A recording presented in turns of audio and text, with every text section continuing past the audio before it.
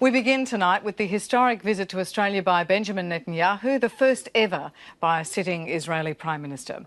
Malcolm Turnbull could not have been more welcoming, calling him by his nickname Bibi at a joint press conference earlier this afternoon. Mr Netanyahu and his wife Sarah arrived this morning and would have been delighted to read a forceful newspaper opinion piece penned by Mr Turnbull himself, slamming the UN for bias in its many anti-Israel resolutions over settlement building in occupied Palestinian territory. Later, Mr Netanyahu was asked about calls by two former Labor Prime Ministers for their party to formally recognise a Palestinian state. I ask both former Prime Ministers to ask a simple question: what kind of state will it be that they're advocating? A state that calls for Israel's destruction? A state whose territory will be used immediately for radical Islam? Mr Turnbull is navigating apparent differences between US Middle East policy and Australia's official position, while President Trump told Mr Netanyahu last week that he's comfortable with a so-called one-state solution in which Palestinians would live in an Israeli state. Australia advocates a two-state solution. You asked me about President Trump. Perhaps Prime Minister Netanyahu was there, but I think his remarks might have been a bit overinterpreted. Our position is exactly the same as it always has been for many years. We support an outcome which has two states, where Israelis, the Israeli people, the Palestinian people live side by side as a result of direct negotiations between them. Mr Turnbull added that, quote, perhaps the moons are aligning and that this could be a good time for Israelis and Palestinians to finally reach agreement. Joining us on this topic in Melbourne, Jamie Hyams of the Australia, Israel and Jewish Affairs Council. Welcome. Thank you. Good afternoon. And in Canberra, Professor Amin Saikal from the Centre for Arab and Islamic Studies at ANU. Professor, welcome to you as well. Thank you. If I can start with you, Jamie, you have a situation where you have the elders of the ALP calling for the recognition of the Palestinian state, saying that settlement building is making a two-state solution unviable. Nearly 140 states around the world have done that. Then you have the UN Resolution 2334, carried 14-zip by the Security Council, condemning the settlements as a violation of international law. And then Mr Netanyahu gets to Australia. The opinion piece from Mr Turnbull, would this be a welcome respite for him from the criticism?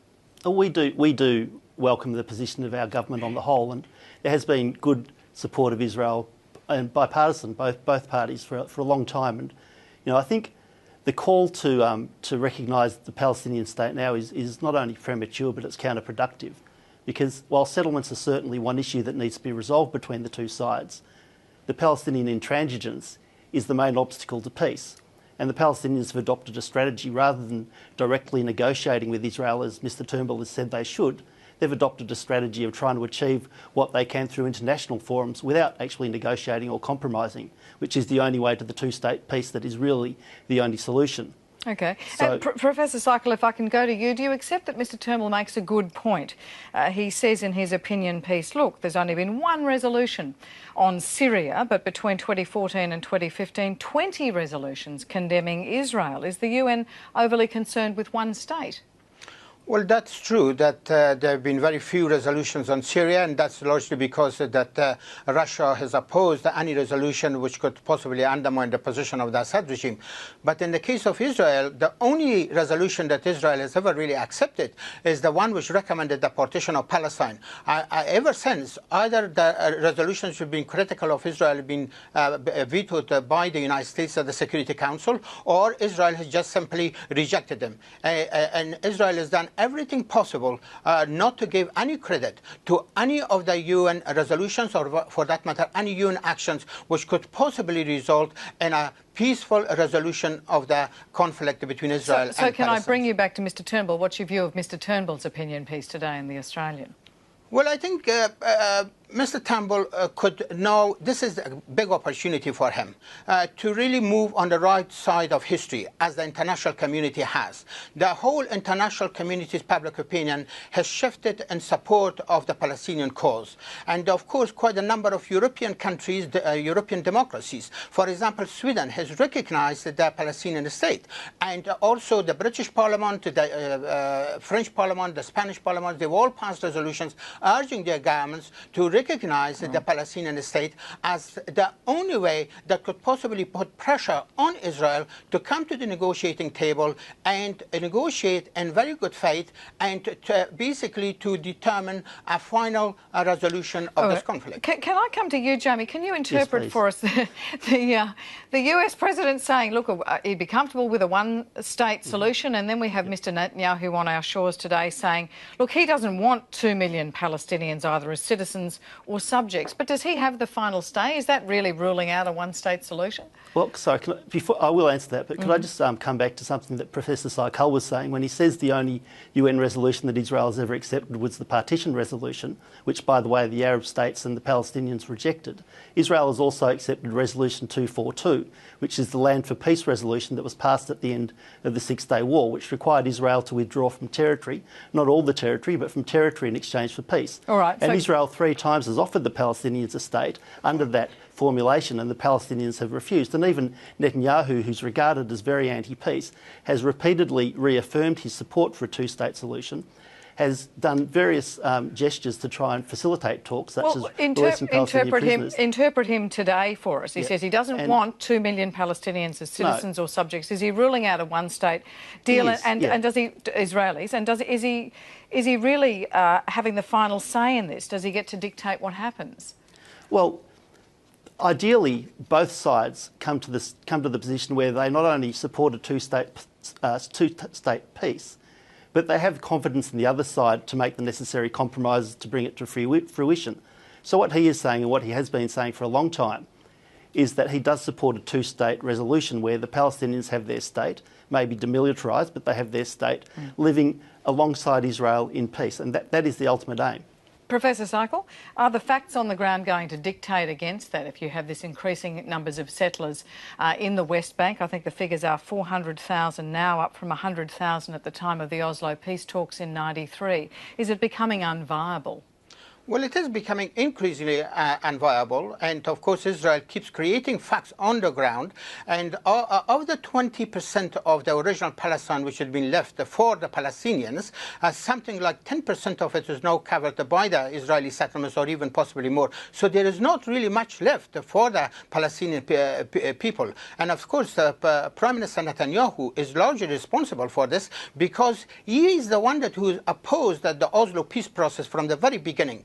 And he argued that he believed in the principle of peace for peace, not land for peace, which really underpinned the importance of the Oslo peace process. And ever since, he's done everything possible to destroy the Oslo peace process, and I think he's done so. But I think now that it's a crunch time, because the international community has demanded from Israel to stop the expansion of settlements, to stop building settlements, and to try to come to negotiating table and negotiate with the Palestinians. Palestinians have been waiting for so long, and of course all the cards are in the hands of Israel as the occupying force, not in the hands of the Palestinian Authority. Jamie, if I can come to you, listening at home, I think people will think that the parties sound as divided as ever, and yet we hear Mr Turnbull saying the moons are aligning, the parties might be ready to sit down. Is that your position? Is that your view?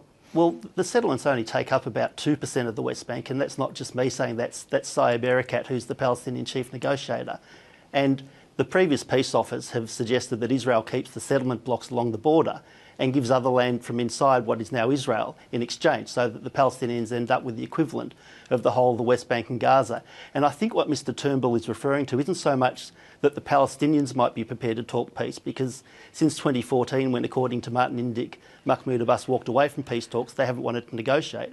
But I think what he's referring to is the fact that Israel's relationships with the other Sunni Arab powers have actually been improving, and that might create the conditions where there can be a regional approach to peace talks rather than just relying on the Palestinians. And in fact, that is also something that President Trump's alluded to. Amin Saikal, on your view on that? Well, I mean, the late King Abdullah of Saudi Arabia put a peace plan to Israel in 2002. And the core of that plan was that Israel would draw from the occupied territories. Of course, it will involve some territorial adjustment. But in return, the Arab countries would recognize the state of Israel. But the Israelis rejected that.